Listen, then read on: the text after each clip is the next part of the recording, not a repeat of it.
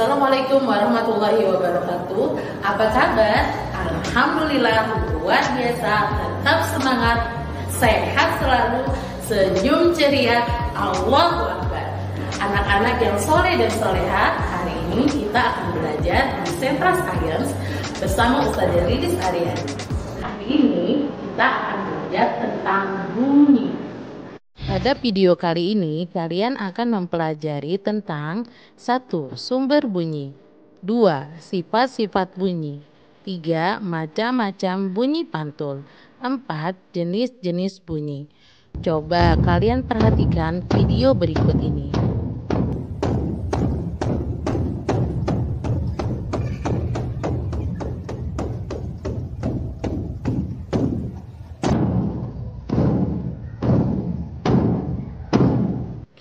Sumber bunyi. Beduk bisa mengeluarkan bunyi karena dipukul. Ketika dipukul, permukaan beduk akan bergetar sehingga menghasilkan bunyi. Bunyi dihasilkan dari benda yang bergetar. Benda yang dapat menghasilkan bunyi disebut sumber bunyi. Dalam contoh video tersebut, maka yang menjadi sumber bunyi adalah beduk yang dipukul. Sifat-sifat bunyi. 1. Bunyi merupakan gelombang. Mengapa bunyi beduk bisa terdengar oleh kita? Itu karena getaran pada beduk merambat melalui udara sehingga sampai ke telinga kita. Getaran yang merambat disebut gelombang. Oleh karena itu, bunyi merupakan gelombang yang dapat diterima oleh telinga kita. 2. Bunyi dapat merambat. Bunyi dapat merambat melalui berbagai perantara atau medium. Bunyi merambat melalui benda padat. Bunyi merambat melalui benda gas. Bunyi merambat melalui benda cair. 3. Bunyi dapat dipantulkan. Bunyi dapat dipantulkan oleh benda-benda keras yang ada di sekitar sumber bunyi. Pemantulan bunyi dapat dimanfaatkan untuk 1. Mengukur kedalaman laut.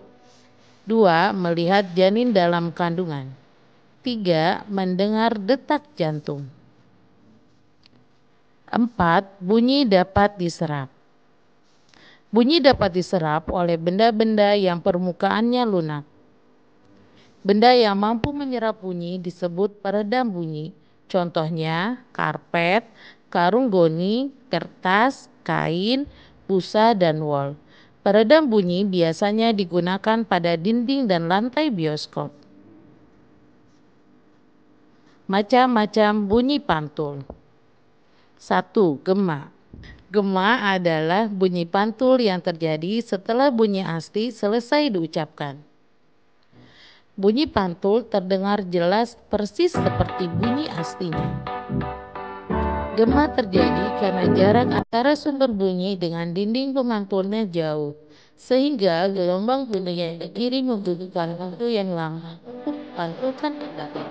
Coba kalian perhatikan berikutnya. Adalah pantul yang sempurna dari sumber bunyi. Biasanya jarak sumber bunyi dan pemantul jauh.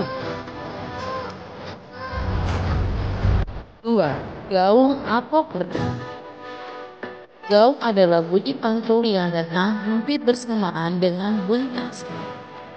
Biasanya gaung terjadi karena dinding pemantul terletak tidak jauh dari sumber bunyi. Akibatnya bunyi pantul terdengar tidak jelas karena datang hampir bersamaan dengan bunyi asli. Silakan kalian perhatikan video berikutnya.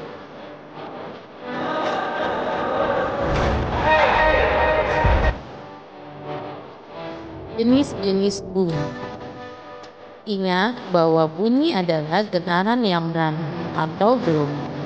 Dalam gelombang bunyi dikenal istilah frekuensi, yaitu banyaknya getaran bunyi yang merambat setiap 1 detik. Satuan frekuensi adalah hertz atau disingkat Hz.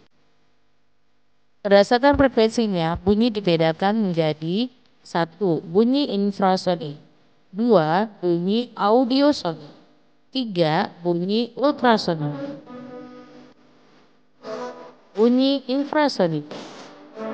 Bunyi ultrasonik adalah bunyi yang jumlah getarannya kurang dari 20 Hz atau artinya dalam 1 detik terjadi kurang dari 20 getaran.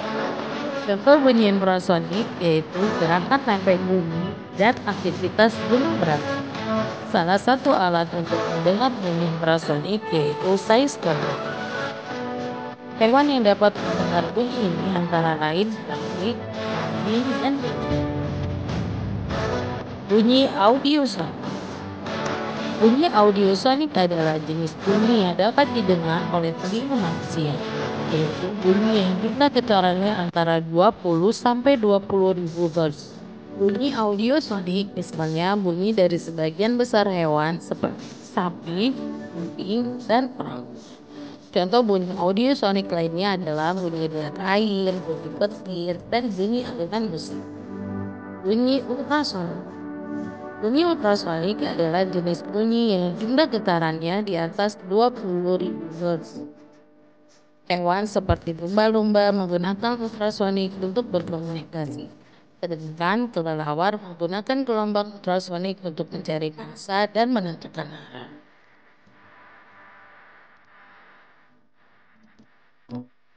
Alhamdulillah kita sudah menyelesaikan pembelajaran hari ini. Sampai jumpa pada pembelajaran berikutnya. Assalamualaikum warahmatullahi wabarakatuh.